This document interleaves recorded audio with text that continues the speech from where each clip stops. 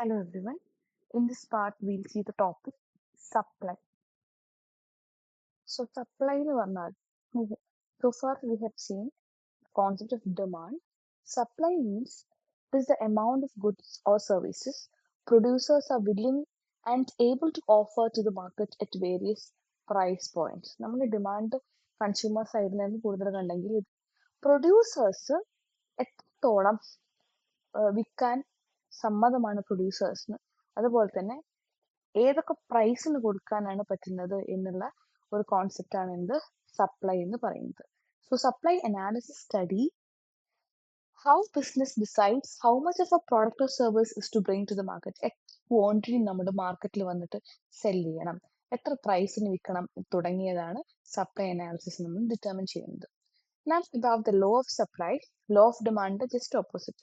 Here, as the price of a good or service increase, the quantity supply increase. ഒരു good അല്ലെങ്കിൽ സർവീസിന്റെ price കൂടി കഴിഞ്ഞാൽ അതിന്റെ ക്വാണ്ടിറ്റിയും കൂടും. സോ പ്രൈസും ക്വാണ്ടിറ്റി സപ്ലൈയും തമ്മിലുള്ള റിലേഷൻഷിപ്പ് ആണ് എന്ത് സപ്ലൈ അനാലിസിസ് എന്ന് പറയുന്നത്. സോ ഇത് തമ്മിൽ ഒരു പോസിറ്റീവ് റിലേഷൻഷിപ്പ് ആണ്. അതുകൊണ്ട് തന്നെ സപ്ലൈ കർവ് എന്തായിരിക്കും? It will be upward sloping. Positive relationship ആയതുകൊണ്ട് upward sloping from left to right. Demand curve നമ്മൾ കണ്ടിട്ട് ഡൗൺവേർഡ് സ്ലോപ്പിംഗ് ആണ്, because inverse relationship between price and quantity demanded. ഇവിടെ സപ്ലൈ ആൻഡ് പ്രൈസ് തമ്മിൽ പോസിറ്റീവ് റിലേഷൻഷിപ്പ് ആയതുകൊണ്ട് price കൂടുന്ന സമയത്ത് എന്താണ് സംഭവിക്കുന്നത്? സപ്ലൈ ചെയ്യുന്ന ക്വാണ്ടിറ്റി കൂടും. അതുകൊണ്ട് തന്നെ supply curve is always upward sloping. And now will see the determinants of supply അല്ലെങ്കിൽ factors effecting supply. Cost of input. നമുക്കൊരു സാധനം പ്രൊഡ്യൂസ് ചെയ്യാൻ വേണ്ടി ഒരുപാട് ഇൻപുട്ട് വേണം. Raw materials, wages, energy, gas, പല കാര്യങ്ങളും വേണ്ടി വരും.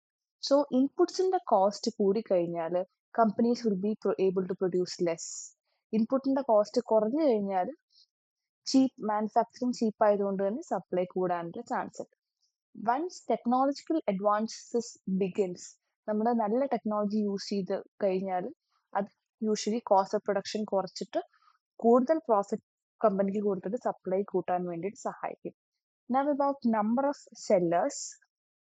So when new sellers comes up, the market becomes crowded and supplies goes up. നേരെ മറിച്ച് ഓപ്പോസിറ്റ് ആവും, കുറച്ച് സെല്ലേഴ്സ് ഉണ്ടാവുന്ന സമയത്ത്. Government taxes and subsidies. Government ഒരുപാട് ടാക്സ് ചുമത്തി കഴിഞ്ഞാൽ എന്താവും? സപ്ലൈ കുറയും.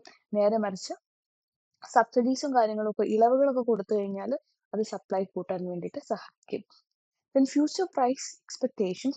If sellers believe the price of a product will increase next month, അടുത്ത മാസമോ അല്ലെങ്കിൽ വരും ദിവസങ്ങളിലോ ഒരു പ്രോഡക്റ്റിന്റെ പ്രൈസ് കൂടും എന്നുണ്ടെങ്കിൽ അവരെന്ത് ചെയ്യും?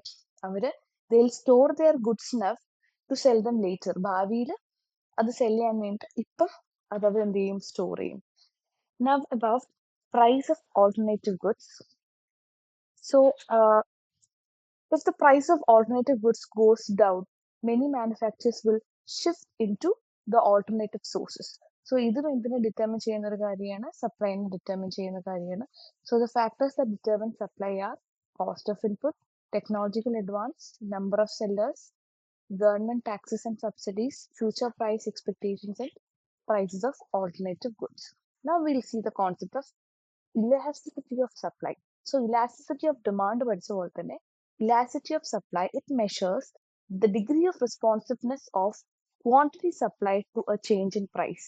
അതായത് പ്രൈസ് ചേഞ്ച് ചെയ്യുമ്പോൾ എത്രത്തോളം സപ്ലൈന്റെ ക്വാണ്ടിറ്റി ചേഞ്ച് ചെയ്യും എന്നുള്ളത് സ്റ്റഡി ചെയ്യുന്നതാണ് elasticity of supply.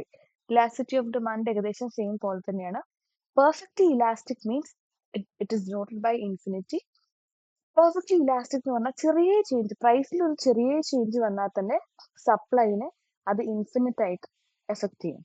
Perfectly inelastic എന്ന് പറഞ്ഞാൽ പ്രൈസ് ചേഞ്ച് ചെയ്താലും അത് സപ്ലൈനെ ഒരു കാരണവശാലും എഫക്ട് ചെയ്യും. യൂണിറ്ററി ഇലാസ്റ്റിക് മീൻസ് എത്രത്തോളം പ്രൈസ് ചേഞ്ച് ചെയ്യുന്നോ അതേ സെയിം പ്രപ്പോർഷനിൽ തന്നെയാണ് എന്ത് ചേഞ്ച് ചെയ്യുക? സപ്ലൈയും ചേഞ്ച് ചെയ്യുക.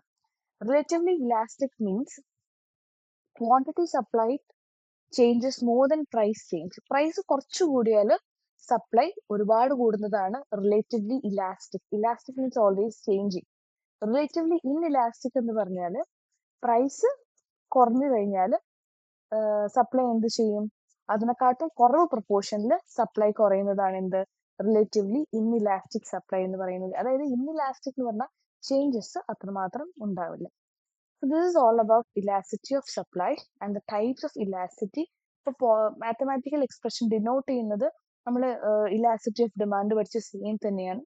Perfectly elastic is noted by infinite, inelastic 0, relatively elastic greater than 1, relatively inelastic less than 1, and unitary elastic equal to 1. So in this part we have seen what is supply, supply analysis, law of supply, supply curve. ഈ supply curve നമ്മൾ വരയ്ക്കുന്നത് supply ഷെഡ്യൂളിൽ നിന്നാണ്. Demand schedule നമ്മൾ already പഠിച്ചു കഴിഞ്ഞു. Demand schedule എന്ന് പറഞ്ഞാൽ ഒരു ടേബിളാണ്, പ്രൈസും ക്വാണ്ടിറ്റി ഓഫ് ഡിമാൻഡും. അതുപോലെ തന്നെ ഇവിടെ ടേബിൾ കൊടുത്തിട്ടില്ല, but for your knowledge table കൊടുത്തിട്ടില്ല. അങ്ങനത്തെ ഒരു ടേബിളിൽ പ്രൈസും ക്വാണ്ടിറ്റി സപ്ലൈഡും തമ്മിലുള്ള ഒരു ടേബിളാണ് സപ്ലൈ ഷെഡ്യൂൾ. അത് വെച്ചിട്ടാണ് ഈ വാല്യൂസ് ഒക്കെ തന്നെ നമ്മളൊരു ടാബുലർ ഫോമിൽ റെപ്രസെന്റ് ചെയ്യും. അത് വെച്ചിട്ടാണ് നമ്മൾ സപ്ലൈ കർവ് വരയ്ക്കുന്നത്. Always note that supply curve is positive. അതുകൊണ്ട് തന്നെ it will be moving from left to right in the upward direction. And we've also seen determinants of supply and elasticity of supply.